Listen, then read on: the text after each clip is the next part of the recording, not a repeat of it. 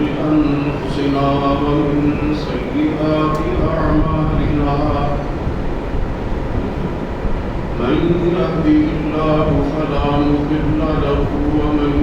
يضلل فلا هادي له وأشهد أن لا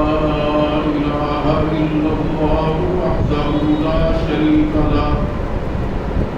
وأشهد أن محمدا عبده ورسوله أما بعد فإن خير الحديث كتاب الله وخير الهدي هدي محمد صلى الله تعالى عليه وسلم وشر الأمور محدثاتها وكل محدثة بدعة وكل بدعة ضلالة وكل ضلالة في النار. رب اشرح لي صدري ويسر لي أمري واحلل عقدة من لساني يفقهوا قولي. أعوذ بالله السميع العليم من الشيطان الرجيم. بسم الله الرحمن الرحيم.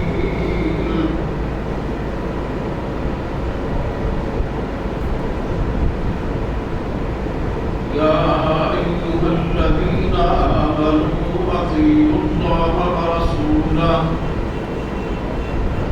ولا تولوا عنه وأنتم تسمعون.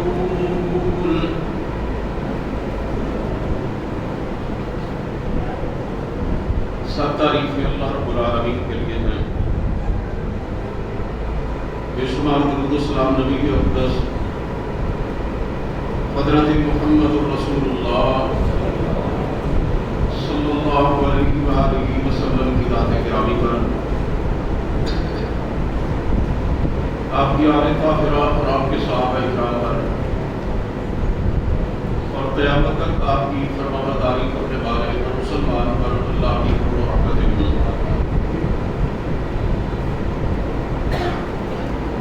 حضرات محترم، جو شخص بھی سرکار دو عالم صلی اللہ علیہ وسلم کی نبوت و رسالت کو مانتا ہے اور آپ صلی اللہ علیہ وسلم پر ایمان رکھتا ہے، اس کے لیے ضروری ہے کہ وہ آپ صلی اللہ علیہ وسلم کی اطاعت و پیروی کرے اور زندگی کے ہر معاملے میں آپ صلی اللہ علیہ وسلم کو اپنا رب الرحمہ بنائے. اللہ رب العزت نے سورہ احزاب میں ارشاد فرمایا، لَقَدْ كَانَ لَكُمْ فِي رَسُولِ اللَّهِ أُسْوَةٌ حَسَنَةٌ، کہ تمہارے لیے میرے پیارے پیغمبر علیہ السلام کی زندگی میں بہترین نمونہ ہے.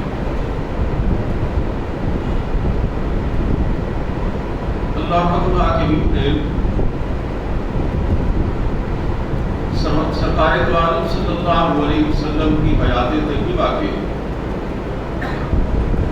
کسی ایک پہلو میں کے بارے میں یہ بات ارشاد نہیں فرمائی کہ اس میں تمہارے لیے نمونہ ہے، بلکہ آپ صلی اللہ علیہ وسلم کی پوری زندگی کے بارے میں فرمایا کہ وہ تمہارے لیے اسوہ حسنہ ہے، بہترین نمونہ. یعنی اللہ تعالیٰ نے یہ بات ارشاد نہیں فرمائی کہ میرے نبی کی گھریلو زندگی تمہارے لیے نمونہ ہے، یا میرے پیارے پیغمبر علیہ السلام کی باہر کی زندگی تمہارے لیے نمونہ ہے، یا میرے نبی کی جہاد والی زندگی تمہارے لیے نمونہ ہے، یا میرے پیغمبر کی تجارت تمہارے لیے نمونہ ہے، یا میرے نبی کی سیاست تمہارے لیے نمونہ ہے، یا میرے نبی کا کھانا پینا تمہارے لیے نمونہ ہے، یا میرے نبی کا اٹھنا بیٹھنا تمہارے لیے نمونہ ہے، یا میرے نبی کی رفتار اور چال تمہارے لیے نمونہ ہے۔ اللہ تعالیٰ نے رسول مقبول صلی اللہ علیہ وسلم کی حیات طیبہ کے کسی ایک گوشے اور کسی ایک زاویے کے بارے میں نہیں فرمایا کہ اس میں تمہارے لیے رہنمائی ہے، بلکہ فرمایا لقد کان لکم فی رسول اللہ اسوۃ حسنہ،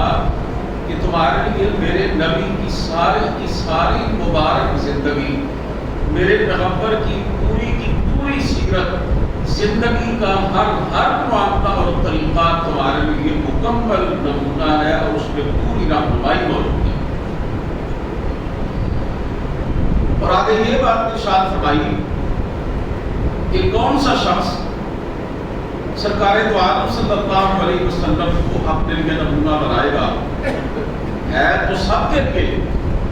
لیکن کون آپ کی سیرت طیبہ کو اپنائے گا؟ اللہ فرماتے ہیں من کان یرجو اللہ والیوم الآخر وذکر اللہ کثیرا، وہ شخص کہ جو اللہ کی ملاقات پر یقین رکھتا ہے، آخرت کے دن کو مانتا ہے، اللہ کو بہت یاد کرتا ہے، کبھی اپنے رب کو بلاتا نہیں ہے، یعنی جس شخص کے دل میں آخرت کا ڈر موجود ہے، اللہ تعالیٰ کی بارگاہ میں حاضری کا یقین موجود ہے، جو شخص جنت اور دوزخ کو مانتا ہے، اور جو شخص اللہ رب العزت کا خوف اپنے دل میں بسائے ہوئے ہے، وہی اپنی زندگی کے تمام معاملات میں رسول مقبول صلی اللہ علیہ وسلم کو اپنا آئیڈیل اور اپنا رہنما بنائے،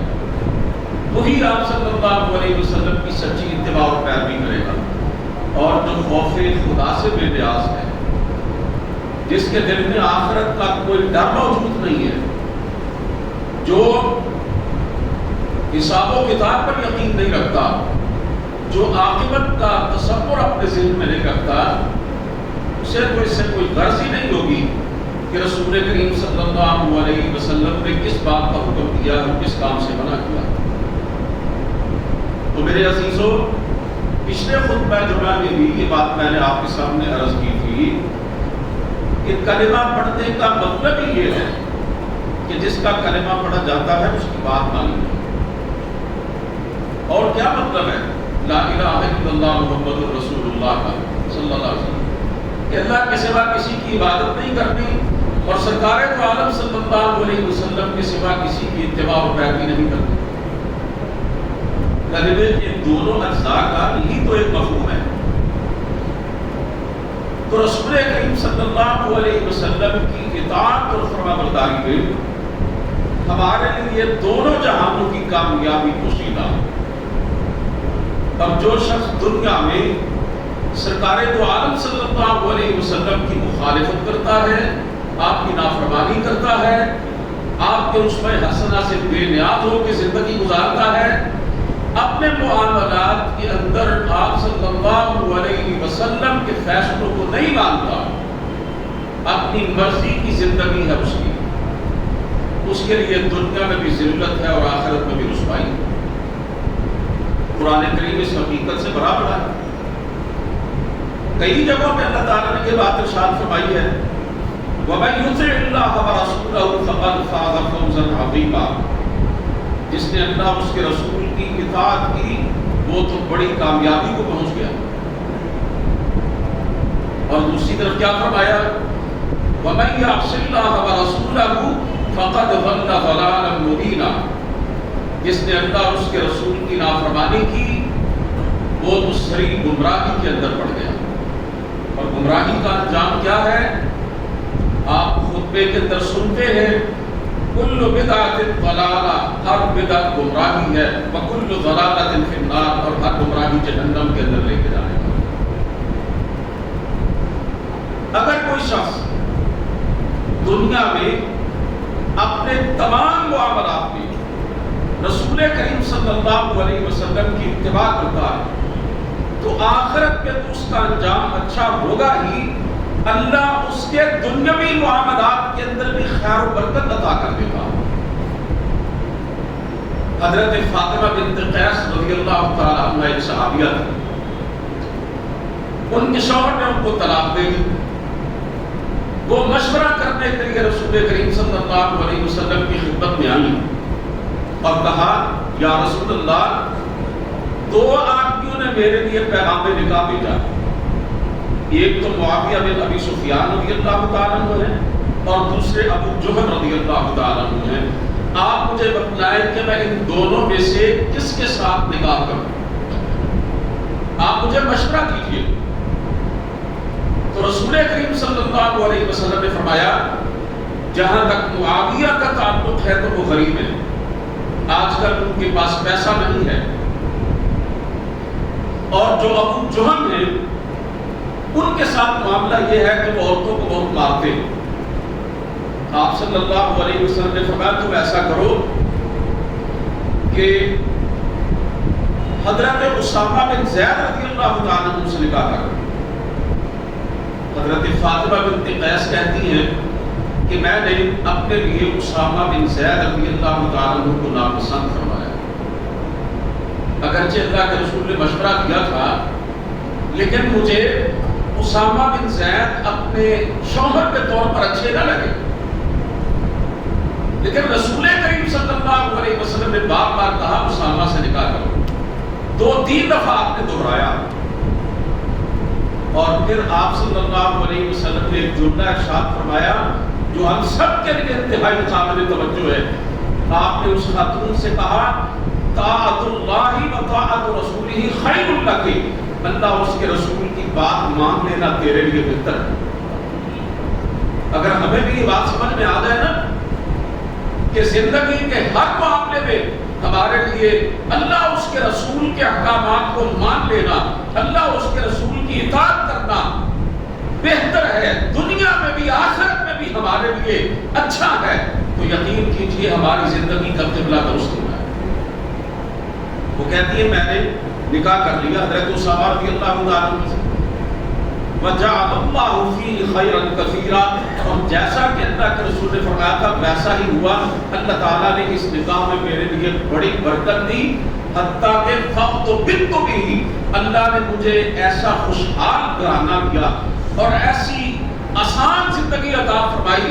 اور ازدواجی زندگی کی ایسی خوشی عطا فرمائی کہ لوگ میرے خاندان کو دیکھ کر رشک کرتے تھے کہ کاش ہمارا بھی گھرانہ ایسا بنے۔ حضرت جلیبیب رضی اللہ تعالیٰ عنہ رنگ کے کالے تھے، بڑے غریب تھے بیچارے، تو ایک دن آپ صلی اللہ علیہ وسلم نے ان سے پوچھا کہ تم نکاح کیوں نہیں کرتے؟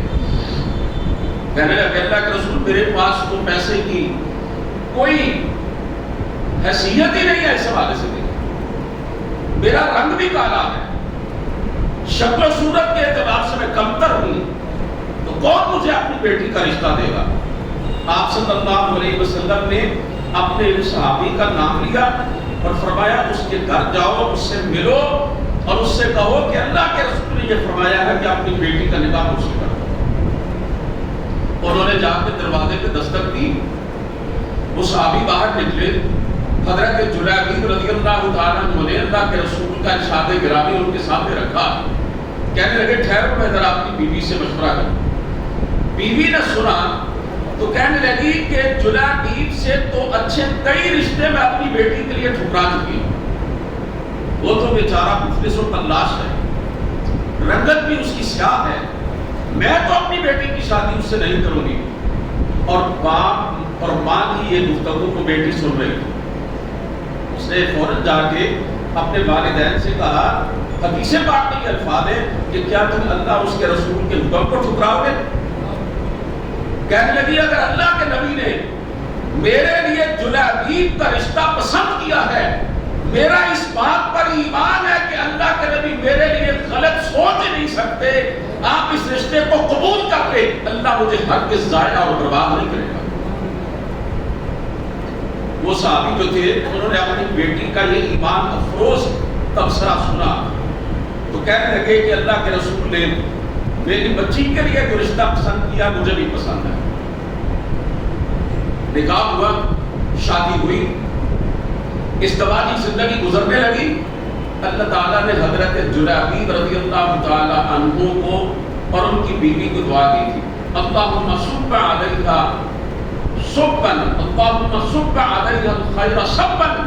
ولا تجعل عیشہا قدًا قدًا، یا اللہ اس لڑکی کو اپنی طرف سے خیر ہی خیر دینا اور اس کی زندگی میں اللہ کوئی پریشانی اور دکھ نہ دے۔ کہتی اللہ نے مجھے خوشحال زندگی دی، تمام مسائل سے نوازا، اور حدیث پاک کے اندر آتا ہے پورے مدینے کے اندر سب سے زیادہ خرچیدہ گھرانہ جلیبیب کا تھا، یعنی سب سے زیادہ خرچ کرنے والا، جس کے پاس ٹوٹی کوڑی بھی نہ تھی، اللہ نے لہرے بہرے کر دی، اور مدینے میں سب سے زیادہ خوشحال خاندان حضرت جلیبیب رضی اللہ تعالیٰ عنہ۔ ان دو واقعات سے یہ پتہ چلتا ہے کہ اگر کوئی شخص اپنی زندگی کے معاملات میں، کاروبار میں، تجارت میں، اٹھنے بیٹھنے میں، کھانے پینے میں، سونے جاگنے میں،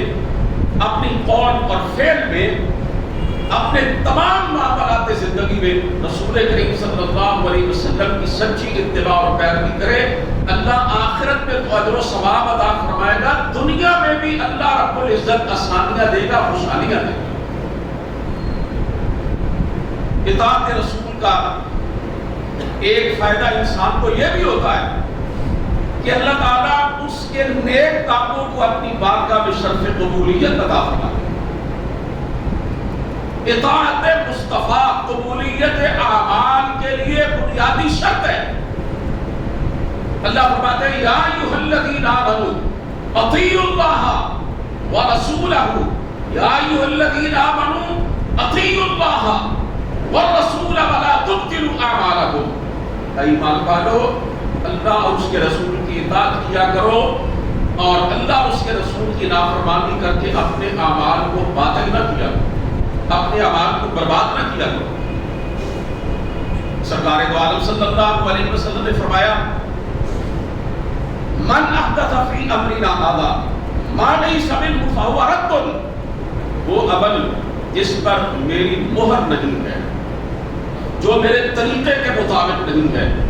وہ دیکھنے میں کتنا ہی خوشنما اور کتنا ہی اچھا کیوں نہ ہو، وہ اس قابل ہے کہ اس کو رد کیا جائے، اللہ کے ہاں وہ قابل قبول نہیں ہے۔ آج لوگوں نے اپنی طرف سے کتنے ہی ایسے اعمال کر دیے ہیں جن کو وہ بہت اچھا سمجھ کر، بڑا نیکی کا کام سمجھ کر کرتے ہیں، لیکن نہ اللہ نے اس کا حکم دیا، نہ اللہ کے رسول نے کر کے دکھایا۔ ایسے اعمال کو بدعات سے تعبیر کیا جاتا ہے، اور ستم ظریف یہ ہے کہ ربیع الاول کے مہینے میں محبت رسول کے نام پر ایسے بے شمار کام کیے جاتے ہیں جو اصل میں رسول کریم صلی اللہ علیہ وسلم کی نافرمانی اور آپ کی معصیت پر منحصر ہے۔ جنت میرے بھائیوں جھنڈیاں لگانے سے نہیں ملتی، جنت گلیوں کو سجانے سے نہیں ملتی، جنت عشق رسول کے نعروں سے نہیں ملتی، جنت کھانے پکانے سے نہیں ملتی، جنت سرکار دو عالم صلی اللہ علیہ وسلم کی محبت کے ظاہری مظاہر سے نہیں ملتی۔ جنت اگر ملتی ہے تو رسول مقبول صلی اللہ علیہ وسلم کی اتباع اور پیروی سے ملتی ہے۔ ایک دن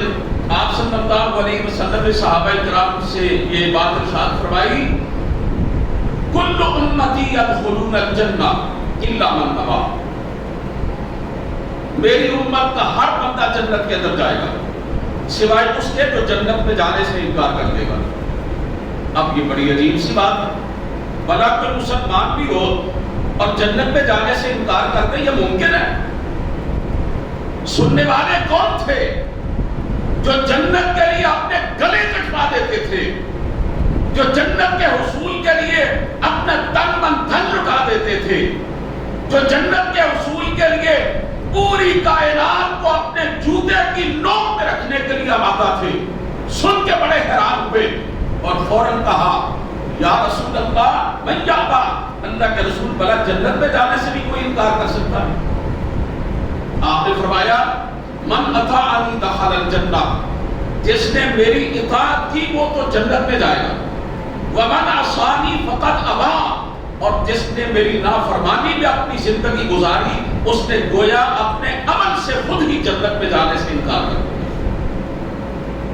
دنیا کے اندر زندگی گزارنے کے بے شمار راستے ہیں، لیکن یاد رکھیے جنت کی طرف صرف ایک راستہ جاتا ہے اور وہ ہے اطاعت مصطفیٰ کا راستہ، باقی سارے راستے جہنم کی طرف جاتے ہیں۔ اس آیت مبارکہ کی طرف توجہ کیجیے، اللہ فرماتے ہیں وَمَن يُشَاقِقِ الرَّسُولَ مِن بَعْدِ مَا تَبَيَّنَ لَهُ الْهُدَىٰ وَيَتَّبِعْ غَيْرَ سَبِيلِ الْمُؤْمِنِينَ نُوَلِّهِ مَا تَوَلَّىٰ وَنُصْلِهِ جَهَنَّمَ وَسَاءَتْ مَصِيرًا۔ ترجمہ سماعت فرمائیے، کیا اللہ رب العزت فرما رہے ہیں کہ جس نے میرے رسول کی نافرمانی کی، حالانکہ اس کے لیے مومنوں کا راستہ واضح ہو چکا تھا، اللہ کے رسول کا راستہ جس پر سچے مومن چلتے ہیں، اللہ فرماتے ہیں جو اس راستے کو چھوڑ کے چلا ہم اسے اسی طرف متوجہ کریں گے جس طرف وہ خود متوجہ ہوا ہے، اسی راستے پر چلائیں گے جس راستے کو اس نے اپنے لیے پسند کیا ہے، مخالفت رسول کا راستہ۔ اللہ فرماتے ہیں نُصْلِهِ جہنم، بالآخر اس راستے پر چلتے چلتے وہ جہنم کے اندر گر جائے گا، وَسَاءَتْ مَصِيرًا، اور وہ بہت ہی برا ٹھکانہ ہے۔ آپ صلی اللہ علیہ وسلم نے ارشاد فرمایا من اطاعنی دخل الجنہ، جس نے میری اطاعت کی وہ جنت کے اندر چلا گیا۔ حضرات محترم، قرآن کریم میں بڑے واضح الفاظ کے اندر اس حقیقت سے پردہ اٹھایا گیا وَمَن يُطِعِ اللَّهَ وَرَسُولَهُ يُدْخِلْهُ جَنَّاتٍ تَجْرِي مِن تَحْتِهَا الْأَنْهَارُ خَالِدِينَ فِيهَا، جس نے اللہ کی اطاعت کی اور اللہ کے نبی کی اطاعت کی وہ تو جنت کے اندر داخل ہوگا، ہمیشہ ہمیشہ اس میں رہے گا۔ وَمَن يَعْصِ اللَّهَ وَرَسُولَهُ يُدْخِلْهُ نَارًا خَالِدًا فِيهَا، اور جس نے اللہ اور اس کے رسول کی نافرمانی کی وہ تو جہنم کا ایندھن بن گیا۔ تو جنت کا راستہ اطاعت رسول کا راستہ، ہدایت بھی دنیا میں اسی شخص کو ملتی ہے جو سرکار دو عالم صلی اللہ علیہ وسلم کی اتباع اور پیروی کرتا ہے۔ اللہ فرماتے ہیں قُلْ اطیعوا اللَّهَ وَاطِیعُوا الرَّسُولَ، اے نبی ان سے کہہ دو اللہ کی پیروی کرو، اس کے رسول کی اطاعت کرو، اللہ اور اس کے رسول کی سچی اتباع کرو۔ فَإِن تَوَلَّوْا فَإِنَّمَا عَلَيْهِ مَا حُمِّلَ وَعَلَيْكُمْ مَا حُمِّلْتُمْ، اور اے لوگو اگر تم نے منہ پھیر لیا، اگر تم نے میری اور میرے نبی کی اطاعت سے روگردانی کی تو یاد رکھو رسول کے ذمے صرف وہ بات ہے جو رسول پر لازم کی گئی، یعنی پیغام پہنچا دینا، اللہ کے احکامات پہنچا دینا، اور تم پر اس کام کی جواب دہی ہوگی جو تم پر لازم کیا گیا ہے، یعنی اللہ اور اس کے رسول کی فرما برداری، اس کے بارے میں تم سے سوال کیا جائے گا۔ وَإِن تُطِيعُوهُ تَهْتَدُوا، اور اگر میرے نبی کی اطاعت کرو گے تو پھر تم کو ہدایت ملے گی، اگر میرے نبی کی پیروی کرو گے تو پھر تمہیں سیدھے راستے پر چلنا نصیب ہوگا۔ وَمَا عَلَى الرَّسُولِ إِلَّا الْبَلَاغُ الْمُبِينُ، اور اگر تم نے میرے نبی کی بات نہ مانی تو پھر یاد رکھو اللہ فرماتے ہیں ہمارے رسول کے ذمے تو صاف صاف پہنچا دینا ہے، ہمارا نبی یہ کام کر رہا ہے، اب آگے تمہاری قسمت کا سودا ہے نبی کی بات مانتے ہو یا نہیں مانتے ہو۔ عزیزان محترم، اللہ رب العزت نے مومن مردوں اور عورتوں کے لیے اس بات کی گنجائش ہی نہیں چھوڑی ہے کہ وہ کسی معاملے میں جس میں اللہ کا حکم آ جائے اور اللہ کے رسول کا حکم آ جائے وہ اپنی مرضی چلا سکے۔ ذرا سنیے اس آیت مبارکہ، سورہ احزاب ہے، اللہ فرماتے ہیں وَمَا كَانَ لِمُؤْمِنٍ وَلَا مُؤْمِنَةٍ، کسی مومن مرد اور عورت کے لیے یہ جائز نہیں ہے اِذَا قَضَى اللَّهُ وَرَسُولُهُ أَمْرًا، کہ جب اللہ اس کا رسول کسی کام کا فیصلہ کر دے أَن يَكُونَ لَهُمُ الْخِيَرَةُ مِنْ أَمْرِهِمْ، تو پھر اس معاملے کے اندر انہیں بھی کوئی اختیار باقی رہے۔ مصور کھینچ وہ نقشہ جس میں اتنی صفائی ہو، ادھر فرمان محمد ہو ادھر گردن جھکائی ہو، یہ ہے رسول کریم صلی اللہ علیہ وسلم کو ماننے کا تقاضا۔ آپ کی نبوت اور رسالت میں ایمان لانے کا لازمی نتیجہ غیر مشروط پیروی کرنی ہے، آنکھیں بند کر کے پیچھے چلنا ہے۔ رسول کریم صلی اللہ علیہ وسلم کے بارے میں اللہ رب العزت نے سورہ فرقان کے اندر بڑا عجیب جملہ ارشاد فرمایا۔ اللہ فرماتے ہیں وَيَوْمَ يَعَضُّ الظَّالِمُ عَلَى يَدَيْهِ يَقُولُ يَا لَيْتَنِي اتَّخَذْتُ مَعَ الرَّسُولِ سَبِيلًا۔ ظالم انسان، اس آیت کے اندر ظالم پتہ ہے کس کو کہا گیا؟ رسول کریم صلی اللہ علیہ وسلم کے نافرمان اور باغی کو، آپ کی اطاعت سے انحراف کرنے والے کو فرمایا ظالم انسان اس دن یعنی قیامت کے دن پچھتائے گا، حسرت اور افسوس کا اظہار کرے گا، اور اسے اتنی پشیمانی ہوگی کہ وہ اپنے ہاتھوں کو اپنے دانتوں سے چبائے گا۔ یقول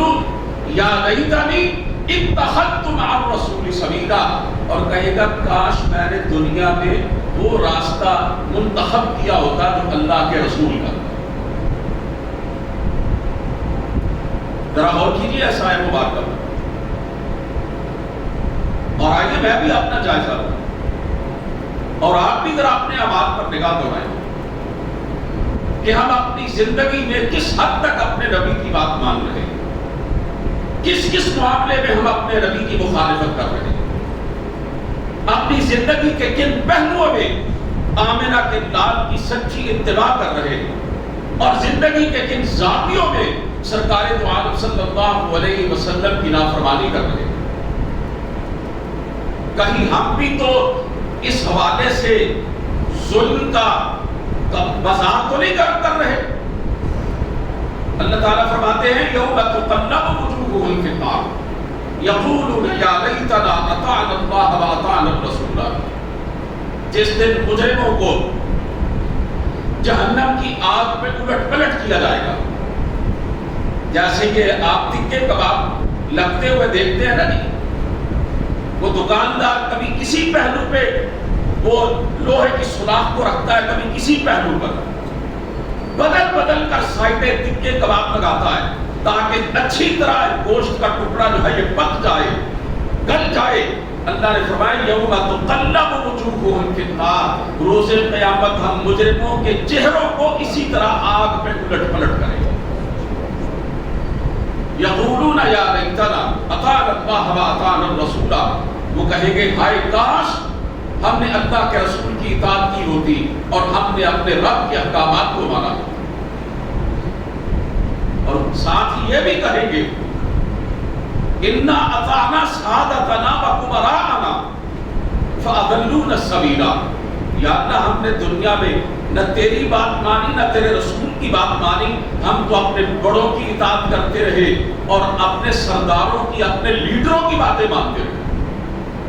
اور پھر کہیں گے ربنا آتہم ضعفین من العذاب، یا اللہ یہ جو ہمارے بڑے، یہ جو ہمارے لیڈر، یہ جو ہمارے سردار، یہ جو ہماری برادری کے وڈیرے جن کے پیچھے چلتے رہے ہم دنیا میں، ان کو ہم سے دگنا عذاب دے، وَلْعَنْهُمْ لَعْنًا كَبِيرًا، اور ان پر اپنی بہت بڑی لعنت برسا کہ انہی کی وجہ سے آج ہم جہنم کا ایندھن بن رہے ہیں۔ آج بھائیو زندگی کے کئی ایسے معاملات ہیں، اگر آپ سوچیں غور کریں تو کئی ایسی باتیں سامنے آئیں گی جن میں ہمیں پتہ ہے کہ ہمارے پیارے پیغمبر علیہ السلام کا کیا طریقہ تھا اور آپ کا اس حوالے سے کیا فرمان ہے، لیکن ہمارے گھر میں سے کوئی بڑا کبھی اٹھ جاتا ہے، کبھی چھوٹا اٹھتا ہے، کہتا نہیں یہ کام اس طرح کرنا ہے، کبھی کوئی خاندان کا سربراہ کہتا ہے اس معاملے کو یوں انجام دے رہا ہے، کبھی بیوی کہتی ہے نہیں کاروبار کا یہ طریقہ ٹھیک ہے، اللہ کے رسول نے فرمایا کہ یہ غلط ہے لیکن اس میں فائدہ بہت ہے۔ ایک طرف جھوٹ ہے، دجل ہے، فریب ہے، ایک طرف ایک ایسا انسان ہے جو اللہ اور اس کے رسول کا باغی ہے، اور ہمیں پتا ہے رسول کریم صلی اللہ علیہ وسلم کا کیا فرمان عالی شان ہے کہ سچوں کا ساتھ دینا ہے، لیکن ہم جھوٹوں کا ساتھ دیتے ہیں کیونکہ برادری کا سربراہ کہتا ہے کہ ووٹ میرے کہنے پر دینا ہے۔ کیا اللہ اور اس کے رسول نے اس بارے میں کوئی بات ارشاد نہیں فرمائی؟ ہمیں سب پتا ہوتا ہے۔ اللہ ھذا القیاس، آپ اس طرح اپنے زندگی کے معاملات کی ایک فہرست مرتب کریں، یقین جانے اس میں سے کئی باتیں ایسی نکلے گی کہ جن کے بارے میں ہمارا کردار یہ گواہی دے گا کہ ان کاموں میں ہم اپنی مرضی چلا رہے ہیں یا کسی دوسرے کی بات مان رہے ہیں، اللہ کے نہیں مان رہے، اللہ کے رسول کے نہیں مان رہے۔ اور یہ دیکھیں، یہ چھوٹے، یہ لیڈروں کے پیچھے چلنے والے، یہ دنیا کے سب سے بڑے پیر اور مرشد کی بات کو چھوڑ کر یہ زمین پر یہ جو چھوٹے چھوٹے رہنما بنے ہوئے ہیں جو اپنی خدائی کا سکہ چلا رہے ہیں، یہ ان کے پیچھے بھاگ رہے ہیں لوگ، اور قیامت کے دن یہ آپس میں لڑیں گے اور اللہ اس کے رسول کی اطاعت سے اعتراف کرنے والے کہیں گے یا اللہ ان کو ہم سے دگنا عذاب دے، ان پہ اپنی لعنت برسا۔ اسی طرح میرے عزیزو، رسول کریم صلی اللہ علیہ وسلم نے خطبہ حجۃ الوداع کے موقع پر کے بعد ارشاد فرمائی کہ اے میری امت کے لوگوں، اے میرے صحابہ، شیطان اس بات سے مایوس ہو چکا ہے کہ سرزمین عرب میں تم اس کی پوجا کرو گے، لیکن اس بات پہ شیطان ابھی تک مطمئن ہے کہ ایسے اعمال جن کو تم حقیر اور معمولی سمجھتے ہو، تم ان کے اندر شیطان کی بات مانو گے، شیطان کے پیچھے چلو گے، شیطان کو ابھی یہ اطمینان اور یہ سکون اسے حاصل ہے۔ تو آپ نے فرمایا کہ چھوٹے چھوٹے کاموں میں بھی شیطان کی بات نہ ماننا جن کو تم معمولی سمجھتے ہو۔ پھر فرمایا میں تمہیں ایک نصیحت کرتا ہوں، وہ نصیحت سنیے۔ فرمایا انی قد ترکت فیکم ما ان اعتصمتم بہ فلن تضلوا ابدا۔ میں تمہیں یہ نصیحت کر کے جا رہا ہوں، میں تم میں ایک ایسی چیز چھوڑ کے جا رہا ہوں، جب تک اس پہ کاربند رہو گے، جب تک اس پہ عمل کرتے رہو گے، تمہیں دنیا کی کوئی طاقت گمراہ نہیں کر سکے۔ آپ نے فرمایا کتاب اللہ و سنت نبی، وہ چیز ہے اللہ کی کتاب اور اس کے نبی کی سنت۔ آپ نے ضمانت دی جب تک اس پہ عمل کرتے رہو گے، دنیا کی کوئی طاقت، کوئی دجال، کوئی کذاب، کوئی گمراہ چھوٹا یا بڑا، کوئی اللہ اور اس کے رسول کا باغی لیڈر، کوئی کسی بھی لبادے میں آئے تو تمہیں راہ حق سے ہٹا نہیں سکے گا، اگر تم اللہ کے قرآن اور میرے طریقے پر، میری سنت پر عمل کرتے ہیں۔ پھر آپ صلی اللہ علیہ وسلم نے یہ ہدایت بھی دی، فرمایا فَإِنَّهُ مَن يَعِشْ مِنكُم بَعْدِي فَسَيَرَىٰ اخْتِلَافًا كَثِيرًا۔ تم میں سے میرے بعد جو زندہ رہے گا وہ بڑے اختلافات دیکھے گا۔ دیکھ رہے ہیں کہ نہیں دیکھ رہے؟ اختلافات کی بھرمار ہے کہ نہیں ہے؟ صریح قرآن و سنت کے اندر بھی اختلاف کرنے والے موجود ہیں کہ نہیں ہیں؟ آج سوشل میڈیا کا دور ہے، واٹس ایپ اور یوٹیوب کا دور ہے، نوجوان اچھی طرح اس بات کو سمجھتے ہیں کہ اختلافات کا پورا ایک سمندر ہے جس میں اس امت کا شباب ہوتے کھا رہا۔ آپ صلی اللہ علیہ وسلم نے ان اختلافات سے بچنے کا طریقہ بتایا۔ آپ نے فرمایا فَعَلَيْكُمْ بِسُنَّتِي وَسُنَّتِ الْخُلَفَاءِ الرَّاشِدِينَ الْمَهْدِيِّينَ۔ میں تمہیں یہ حکم دیتا ہوں کہ اختلافات کے زمانے میں میری اور میرے خلفاء راشدین کی سنت کو اور طریقے کو اپنانا۔ کون ہے میرے نبی کے خلفاء راشدین؟ ابو بکر ہیں، عمر ہیں، عثمان ہیں، علی رضی اللہ تعالی عنہم اجمعین۔ آج ان خلفاء راشدین کو گالیاں دینے والے بدبخت بھی موجود ہیں۔ خلفاء راشدین کی سنت پر عمل کرنا تو دور کی بات، ایسے ایسے ذلیل جو میرے نبی کے خلفاء راشدین کو برا بھلا کہتے ہیں۔ پچھلے ہفتے صوبہ سندھ کے علاقے میں پتلا جلایا گیا، سڑک پر رکھ کر اسے آگ لگائی گئی اور اس پہ نام لکھا ہوا تھا حضرت عمر رضی اللہ تعالیٰ۔ آپ صلی اللہ علیہ وسلم نے کیا فرمایا؟ علیکم بسنتی وسنت الخلفاء الراشدین المہدیین۔ میری سنت کو لازم پکڑنا اور میرے ہدایت یافتہ خلفاء کے طریقے کو اپنانا۔ اگر گمراہی سے بچنا چاہتے ہو اور اختلافات کے زمانے کے اندر صراط مستقیم کو دیکھنا چاہتے ہو، آپ نے فرمایا اس پہ عمل کرنا، اور آگے کیا کہا؟ تمسکوا بہا، اس پہ کاربند رہنا، وعضوا علیہا بالنواجذ، اور ان کو اپنی داڑھوں سے مضبوطی کے ساتھ پکڑ لینا۔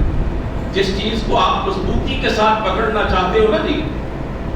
آپ اسے اپنے داڑھوں کے نیچے دبا لیتے ہیں۔ جو چیز سخت ہوتی ہے اسے چبانے کے لیے آپ داڑھوں سے مضبوطی سے پکڑتے ہیں۔ آپ صلی اللہ علیہ وسلم کے ارشاد گرامی کا مطلب ہے سختی سے کاربند رہنا میرے اور میرے ہدایت یافتہ خلفاء کے طریقے پر۔ آج اختلافات اتنے بڑھ چکے ہیں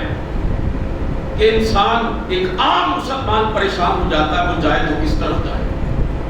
اور اگر وہ تھوڑی سی جستجو کرے نا تو اسے بالکل واضح طور پر پتہ چل جاتا ہے کہ صحیح راستہ یہ ہے، صحیح طریقہ یہ ہے، مجھے اس پر چلنا ہے۔ کیا قرآن و سنت کا مطالعہ کر کے یہ پتہ نہیں چلتا کہ اللہ اور اس کے رسول کا بتایا ہوا راستہ کون سا ہے؟ کیوں نہیں پتہ چلتا ہے کہ نہیں چلتا؟ میرے پیارے پیغمبر علیہ الصلوۃ والسلام کی پوری زندگی، آپ کی مکمل سیرت طیبہ، بخاری کے اندر، مسلم کے اندر، ترمذی کے اندر، ابو داؤد کے اندر، نسائی کے اندر، ابن ماجہ کے اندر، احادیث کی کتابوں کے اندر موجود ہے۔ اور اللہ کی قسم اٹھا کے کہتا ہوں، جس بندے کے دل میں تعصب نہیں ہے، جو حق کا متلاشی ہے، وہ سیدھے راستے پہ چلنا چاہتا ہے، جو سچے دل سے اللہ کے رسول کی اطاعت کرنا چاہتا ہے،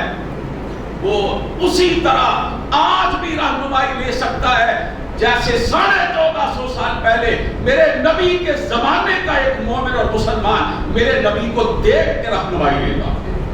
آج بھی حدیث کی روشنی میں لے سکتا ہے۔ اللہ تعالیٰ نے اپنے قرآن کو اس طرف محفوظ نہیں رکھا، بلکہ اس قرآن کی تشریح اور توضیح اپنے پیارے پیغمبر علیہ السلام کی احادیث کو اور آپ کی سیرت طیبہ کو بھی محفوظ رکھا ہے۔ سر کے بالوں میں سے لے کر پاؤں میں کنگھی کرنے تک، اور نماز پڑھنے سے لے کر دنیا کے اندر حکومت قائم کرنے تک، اور جسم کی صفائی سے لے کر روزہ رکھنے تک، زندگی کا کوئی طریقہ ایسا نہیں جس کے بارے میں اللہ کے رسول کی ہدایت مکمل طور پر آج ہمارے سامنے موجود نہ ہو۔ اللہ کی راہ اب تک ہے کھلی، آثار و نشاست قائم ہیں،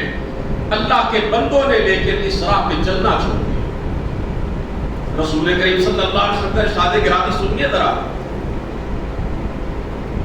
اور میری طرف توجہ فرمائیے۔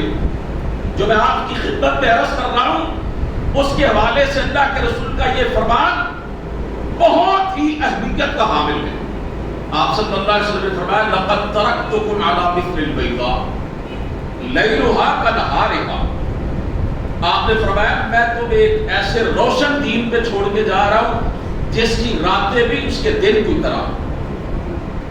دن کے اجالے میں تو سب کچھ نظر آتا ہے نا، رات کے اندھیرے میں کچھ نہیں نظر آتا، لیکن میرے نبی نے فرمایا میں تمہیں ایک ایسا اجلا دین دے کے جا رہا ہوں، ایک ایسی واضح شریعت دے کے جا رہا ہوں، ایک ایسا روشن طریقہ دے کے جا رہا ہوں، لیلھا کنہارھا، جس کی راتیں بھی اس کے دن کی طرح روشن ہے، کوئی بات چھپی ہوئی ہے ہی۔ اس کے بعد آپ نے فرمایا ما یزیغ لا یزیغ بعدی عنہا الا ہالک۔ یہ روشن دین، واضح دین، اس کی ایک ایک چیز بالکل مبرہن، کوئی اس کے اندر پوشیدہ بات نہیں ہے۔ آپ نے فرمایا اس کے بعد بھی وہ شخص ہی گمراہ ہو سکتا ہے کہ جو ہلاک اور تباہ ہونے والا ہے، جس کی قسمت کے اندر ہی بدبختی لکھ دی گئی ہے۔ اس کے سوا کوئی ایسا شخص نہیں جو دنیا میں اتنے روشن دین کے ہوتے ہوئے بھی الٹا راستہ اختیار کرے۔ آج بڑے بڑے علماء جن کے لاکھوں فالوور ہیں، جن کے کروڑوں سننے والے ہیں، جن کے فیس بک پیجز کو پتہ نہیں کتنے لوگوں نے لائک کیا ہوا ہے، جن کے چینلز کو کتنے لوگوں نے سبسکرائب کیا ہوا ہے، دن رات ان کی تقریروں کے کلپ سنے جا رہے ہیں، لیکن وہ رسول کریم صلی اللہ علیہ وسلم کے چھوڑے ہوئے اس روشن دین سے ہٹا ہوا ہے، آپ کی سنت کو اس نے ترک کیا ہوا ہے، وہ لوگوں کو گمراہ کر رہا ہے، سنت کی بجائے بدعت کا راستہ ان کو بتلا رہا ہے، توحید کی بجائے شرک کے طریقے پر چلانے کی کوشش کر رہا ہے۔ اور جس کو اللہ نے قلب سلیم دیا ہے اور روشن ضمیر دیا ہے، اسے صاف پتہ چل جاتا ہے کہ یہ عالم دین نہیں ہے بلکہ یہ دجال ہے۔ تو بھائیو، بازار میں جاتے ہو، چیزیں خریدتے ہو، کس دکان سے اچھی سبزی ملتی ہے اسی پہ جاتے ہو، کس ریڑھی سے پھل ٹھیک ملتا اس پہ جاتے ہو، دنیا کی چھوٹی چھوٹی چیزیں خریدنے کے لیے چھان پھٹک کرتے ہو، بڑی جستجو کرتے ہو۔ اور میرے عزیزو، دنیا میں اللہ کے دین سے بڑھ کر قیمتی کوئی چیز نہیں ہے۔ جب دین کی بات آتی ہے پھر بھی ٹھوک بجا کے دیکھ رہو، جو بات کر رہا ہے وہ اللہ اور اس کے رسول کے مطابق کر رہا ہے یا اللہ اور اس کے رسول کے خلاف کر رہا ہے۔ اللہ نے عقل دی ہے، سوچنے سمجھنے کا شعور عطا کیا ہے، دین کو سستا نہ بناؤ۔ یہ دین جو ہے ہر کس و ناقص اس کا وارث نہیں ہے، جو بھی بات کرتا ہے اسے ترازو میں تول کے دیکھو، اگر اس کی بات اللہ اور اس کے رسول کی بات کے مطابق ہے اور مدینے والے کی مہر اس پہ لگی ہوئی ہے تب اس کی بات مانو، ورنہ اس کی بات کو جوتے کی نوک پہ رکھو۔ حضرت امام مالک رحمت اللہ علیہ، امام مدینہ، آپ کے روضہ مبارک کے سائے میں بیٹھ کر حدیث پاک کا درس دینے والے، اللہ کے رسول کی قبر انور کی طرف اشارہ کر کے فرمایا کرتے تھے، دنیا میں ہر بندے کی بات مانی بھی جا سکتی ہے اور ہر شخص کی بات ٹھکرائی بھی جا سکتی ہے، لیکن اس قبر والے کی ہر بات کو تسلیم کرنا پڑے، اس قبر والے کی کسی بات کو ٹھکرایا نہیں جا سکتا۔ اس لیے عزیزو، ایک ہی تو زبان ہے جس کے بارے میں اللہ نے فرمایا ما ينطق عن الهوى ان هو الا وحی یوحی،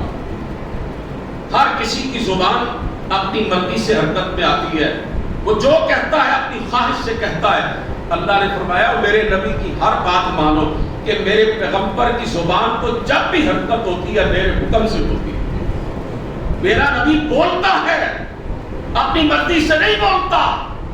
وہ تو میری طرف سے وہی ہوتی ہے جس کا اظہار وہ اپنی مبارک زبان سے کرتا ہے۔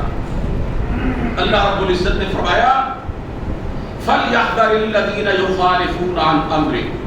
أَن تُصِيبَهُمْ فِتْنَةٌ أَوْ يُصِيبَهُمْ عَذَابٌ أَلِيمٌ، جو لوگ میرے نبی کی مخالفت کرتے ہیں، فَلْيَحْذَرِ الَّذِينَ يُخَالِفُونَ عَنْ أَمْرِهِ، اللہ فرماتے ہیں جو میرے پیغمبر کی مخالفت کرتے ہیں،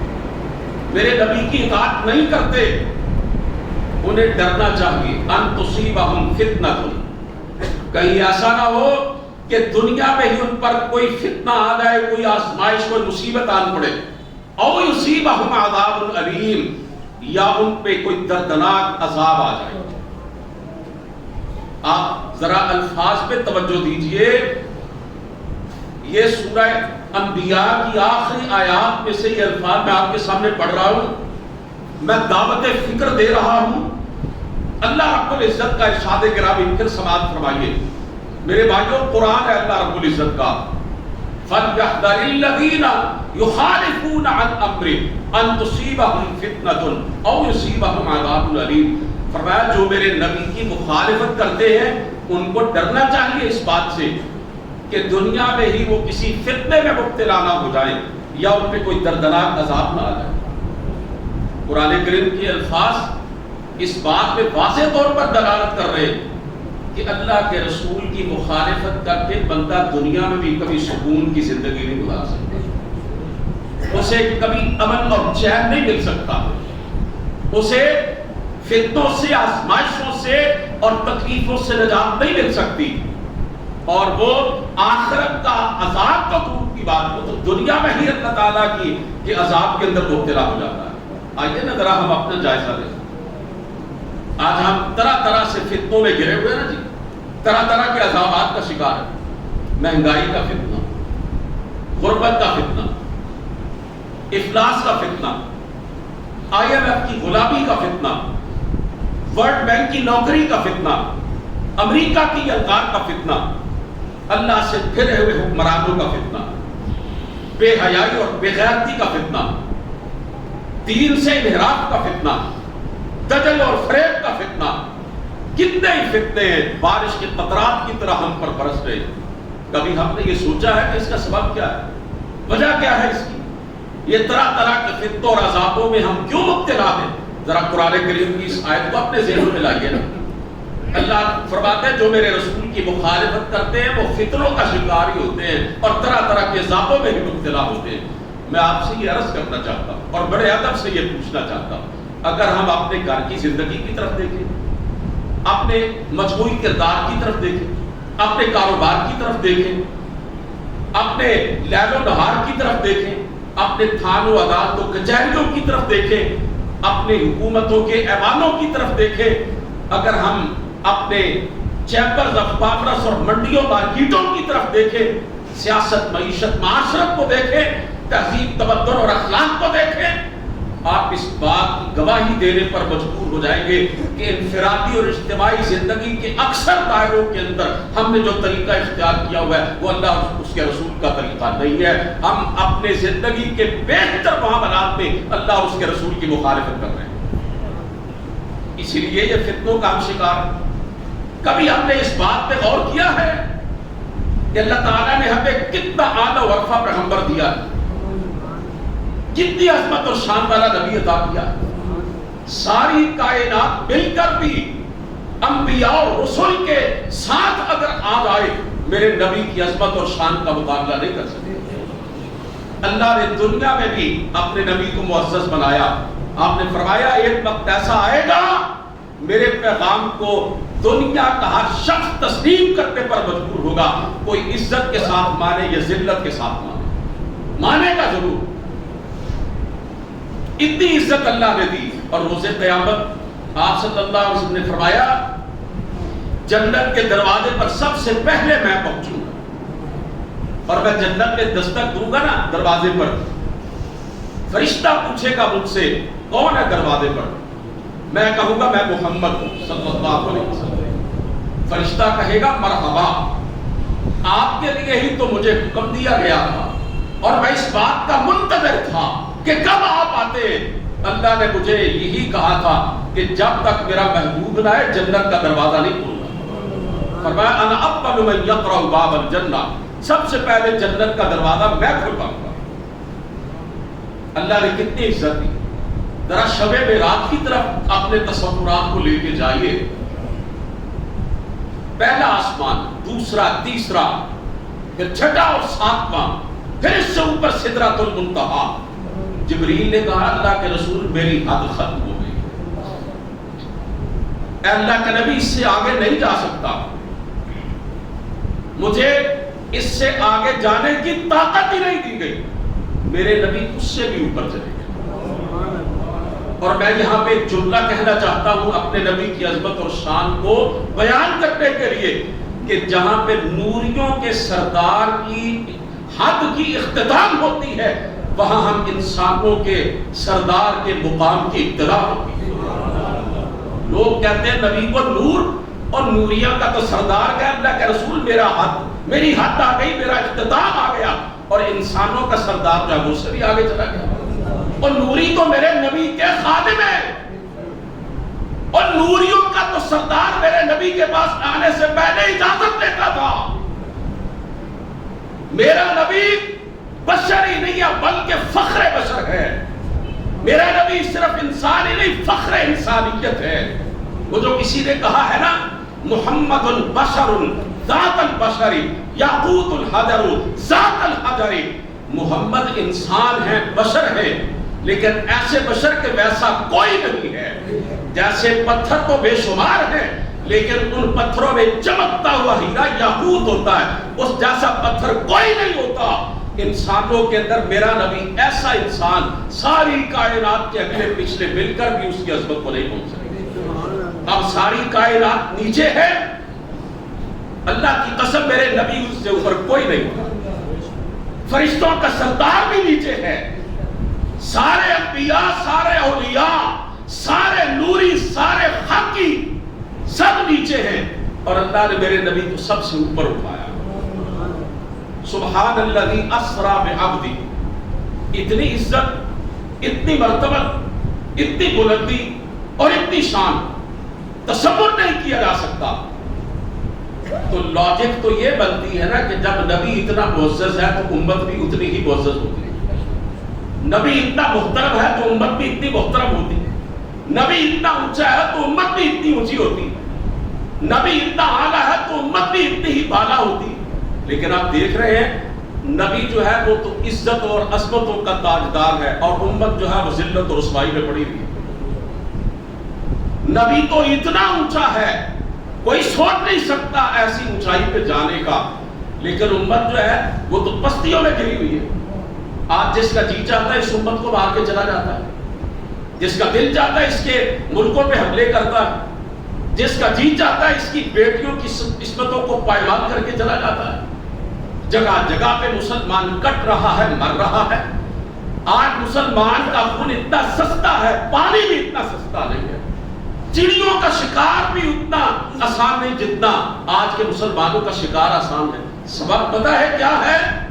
جب تک اس امت نے اپنے اونچے نبی کے دامن کو تھامے رکھا، اللہ نے تب تک اس کائنات میں اس امت کو اونچا رکھا، اور جب اس امت نے اس نبی کا دامن چھوڑ دیا، ذلت اور رسوائی اس کا مقدر بن گئی۔ کی محمد سے وفا تو نے تو ہم تیرے، یہ جہاں چیز ہے کیا، لوح و قلم تیرے ہیں۔ میرے بھائیوں، نعروں سے نکل کر اور دعووں سے نکل کر ہمیں اپنی عملی زندگی میں اپنے پیارے پیغمبر علیہ السلام کی اطاعت اور فرما برداری کو اختیار کرنا ہوگا، اور یہ محبت رسول کے جو یہ مظاہر ہم نے اختیار کیے ہوئے ہیں نا، اور یہ دکھاوے کی چیزیں ہم نے اپنائی ہوئی ہیں، اور ہر سال ربیع الاول کے مہینے میں پتہ نہیں ہم مسلمان کیا کچھ کرتے ہیں، ان رسمی باتوں اور ان دکھلاوے کی چیزوں سے نکل کر حقیقی معنوں میں ہمیں اپنی عملی زندگی میں رسول کریم صلی اللہ علیہ وسلم کی سیرت طیبہ کو اپنانا ہوگا۔ اس کے بغیر نہ دنیا میں گزارا ہے نہ آخرت میں نجات ہے۔ اللہ ہمیں اس کی توفیق عطا فرمائے۔ وآخر دعوانا الحمدللہ۔